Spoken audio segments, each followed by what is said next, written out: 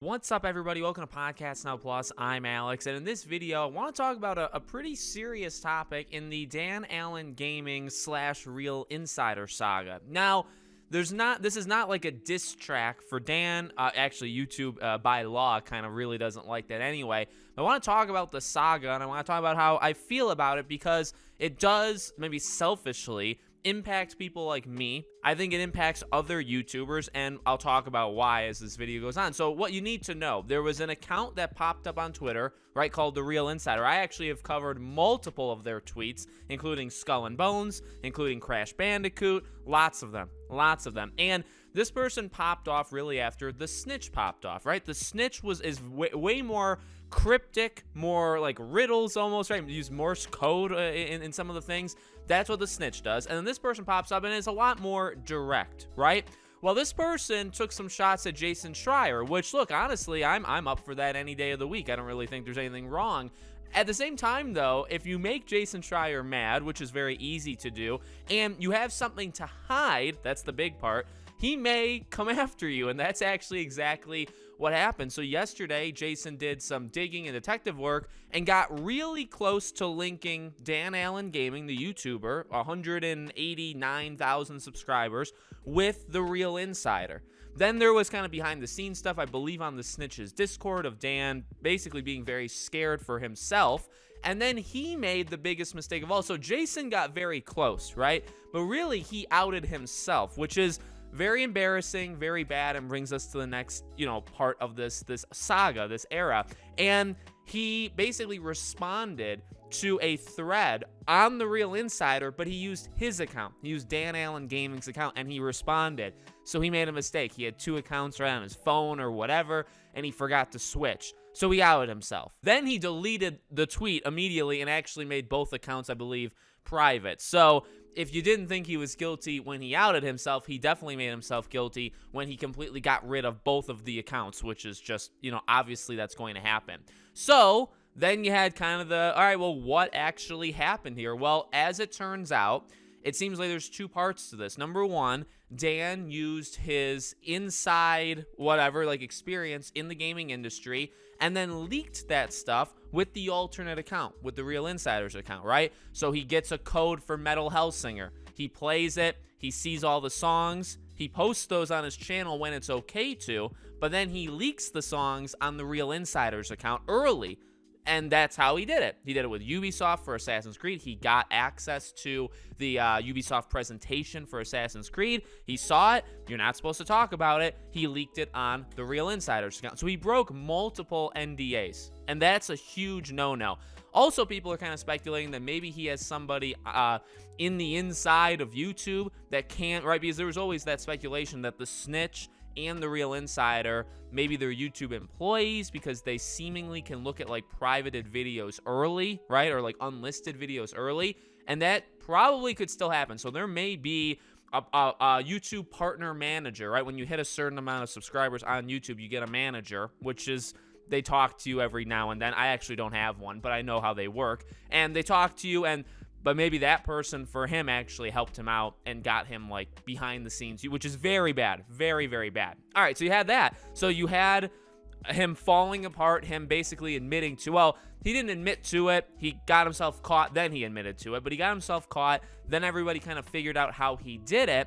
And then he went dark, and then he issued an apology. Now, apologies online are very tough, and I'm not one for cancel culture. I'm not one for you make one mistake and you're out for good, right? I'm not that person. In fact, I hate the people that are on the other side that if you make one mistake, you're done for life. They want you buried. They want you homeless, right? And there's absolutely those people, mainly on Twitter. They exist on YouTube as well, but, there are those people. So where I stand on this whole thing is it is a big mess up. It's a big mess up. And from what I've always seen of Dan, I actually have watched his videos, and because he does the interviews, and the interviews is the main thing that I don't really care for really any of the other stuff that he does. The interviews are the most interesting to me, talking to these actors and actresses. But he's always seemed like a good guy.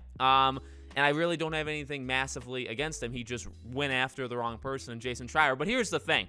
I don't have anything against him as a person. He messed up big time, and he messed up in two different ways. Number one, I'm not thrilled with the apology, because the apology to me, and again, like, I don't want to be that cancel culture person where it's like, well, they apologize, give them some slack. All right, I'll give them a little. But also, he apologizes for doing it and that it was such a big mistake. But the issue is, he would have kept doing it if he wasn't caught. Does that make sense? That's pretty much the only main thing.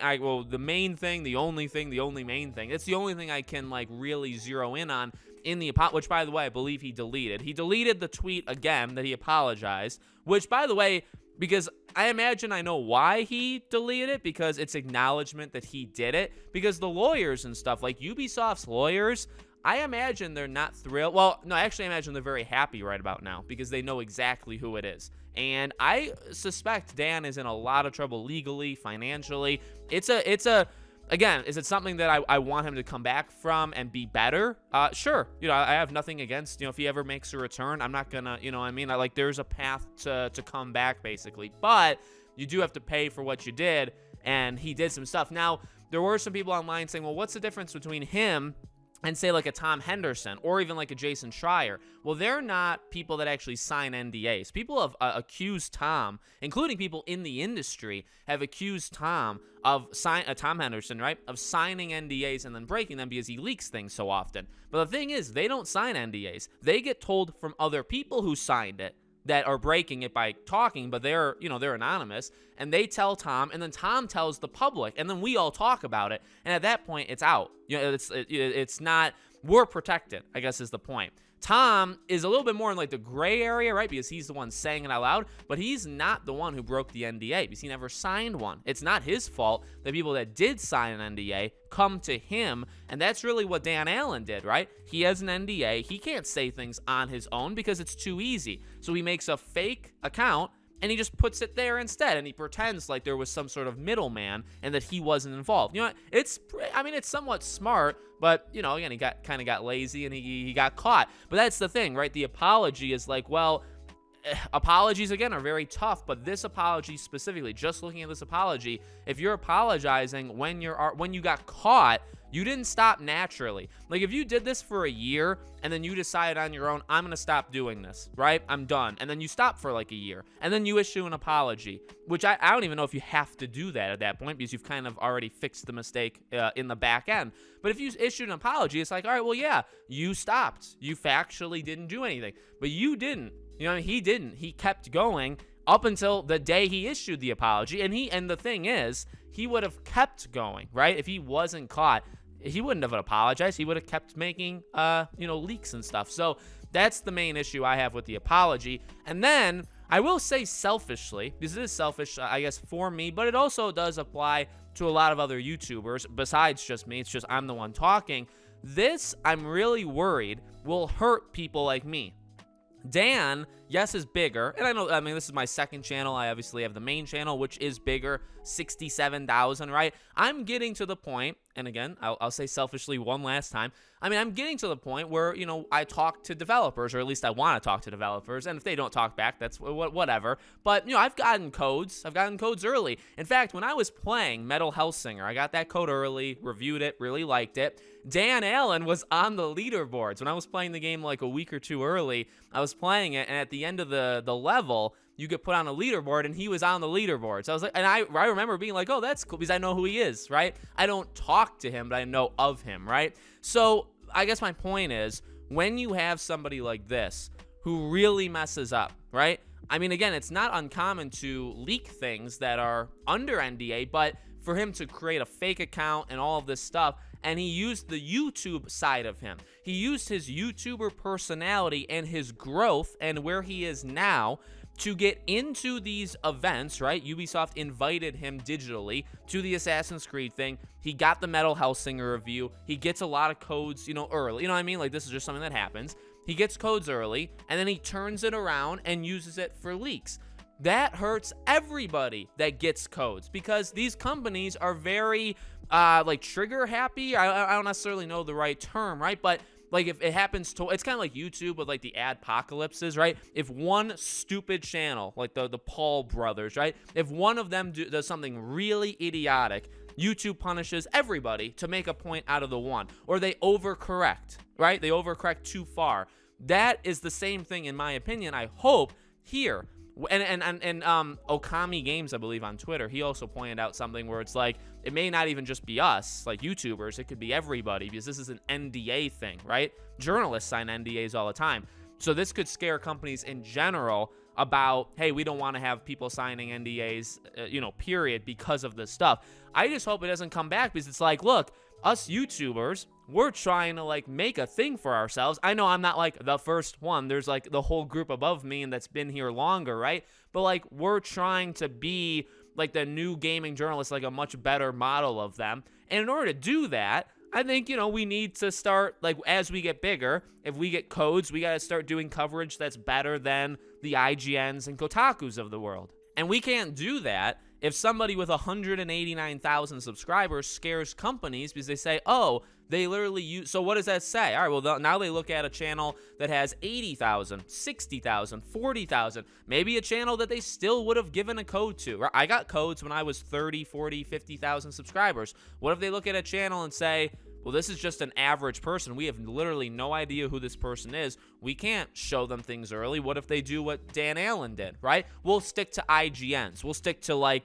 the respected journalists. They're not respected. They're not respected. But, you know what I mean? And that's what I said on Twitter. Like, it's a bad move. If companies decide we're going to stick to the old guard journalists and we're just going to give, codes and early access, and we're going to stop doing it to any YouTubers because of this whole thing, because we trust them more. Well, ultimately, that's going to result in less people looking at your game because they suck and we're better. In my opinion, I think it's objective, but it could be subjective. But you know what I mean? I'm worried about that. And of course, it comes off, I guess, selfish for me. It's like, well, look, if I'm in a position where I've worked hard and I have relationships with these companies, or I'm just simply asking, I don't want the answer to be no.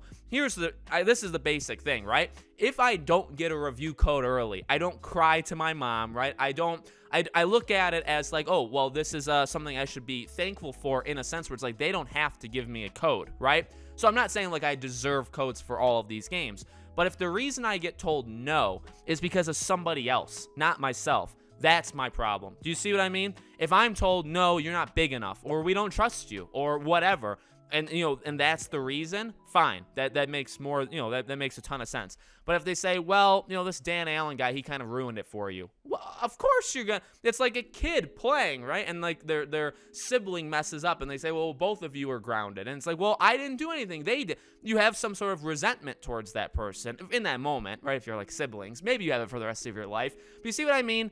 So that's my main thing.